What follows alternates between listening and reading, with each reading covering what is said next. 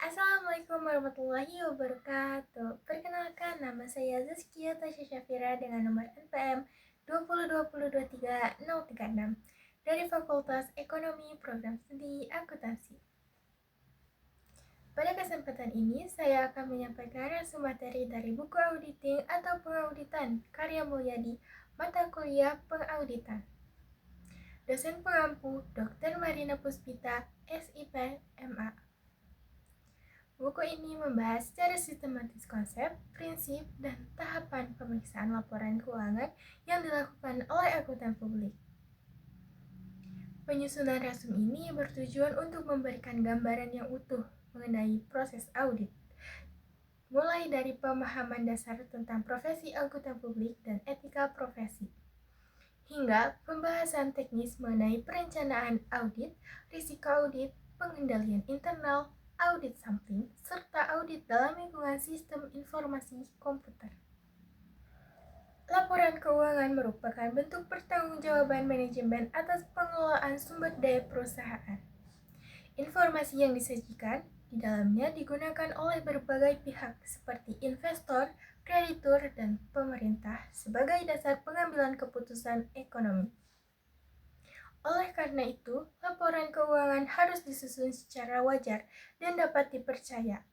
Namun, karena laporan keuangan disusun oleh manajemen yang memiliki kepentingan tertentu, terdapat risiko terjadinya salah saji, baik yang disebabkan oleh kesalahan maupun kecurangan.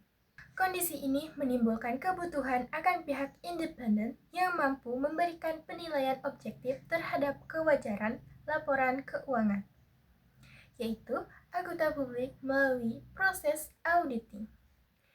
Buku Auditing edisi 6 karya Mulyadi menyajikan pembahasan audit secara bertahap dan saling berkaitan. Pembahasan diawali dengan pengenalan profesi dan etika auditor sebagai landasan moral.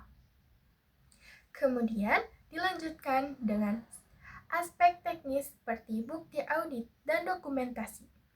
Selanjutnya, buku ini membahas tahap perencanaan audit, penilaian risiko, materialitas, pengendalian internal, hingga teknik audit sampling dan audit dalam lingkungan sistem informasi komputer. Urutan ini menunjukkan bahwa auditing merupakan suatu proses terpadu yang tersusun secara logis. Baik, pembahasan dimulai pada bab 1 mengenai profesi akuntan publik. Auditing didefinisikan sebagai proses sistematis untuk memperoleh dan mengevaluasi bukti secara objektif mengenai asersi manajemen, guna menentukan tingkat kesesuaian antara laporan keuangan dengan kriteria yang berlaku. Akuntan publik berperan sebagai pihak independen yang memberikan keyakinan atas kewajaran laporan keuangan. Independensi dan kompetensi menjadi syarat utama agar opini auditor dapat dipercaya. Selain jasa audit, akuntan publik juga memberikan jasa atestasi dan non-atestasi, yang seluruhnya harus dilaksanakan sesuai standar profesional.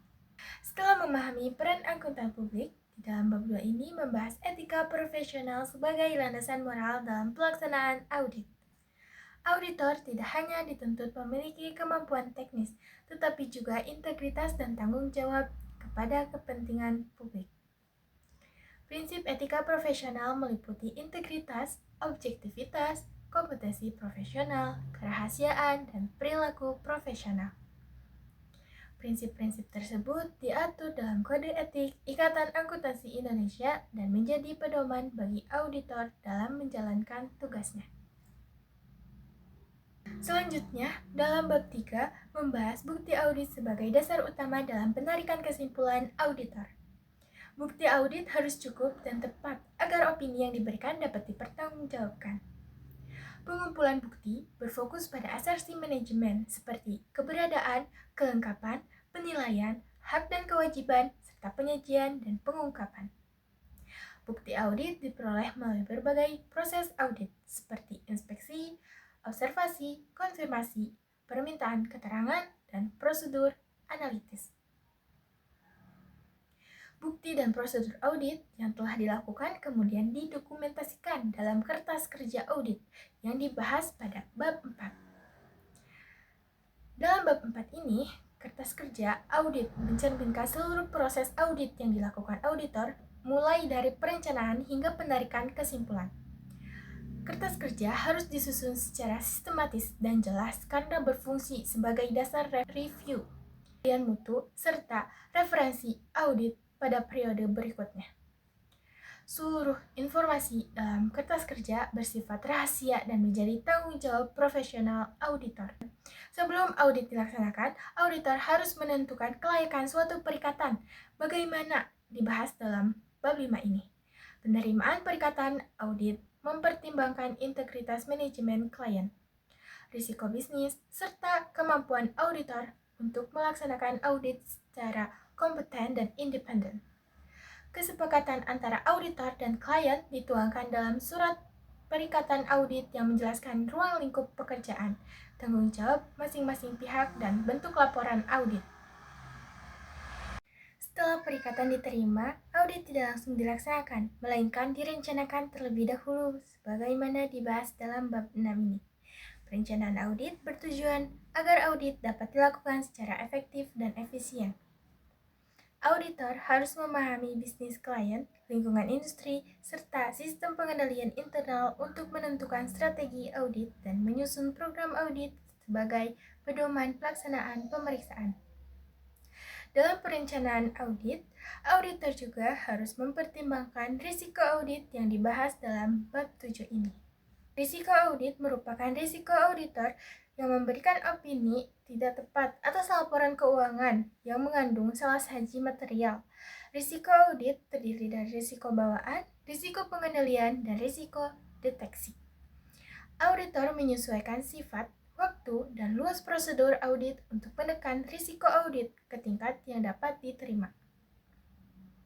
Selain risiko, dalam bab 8 ini juga membahas konsep materialitas.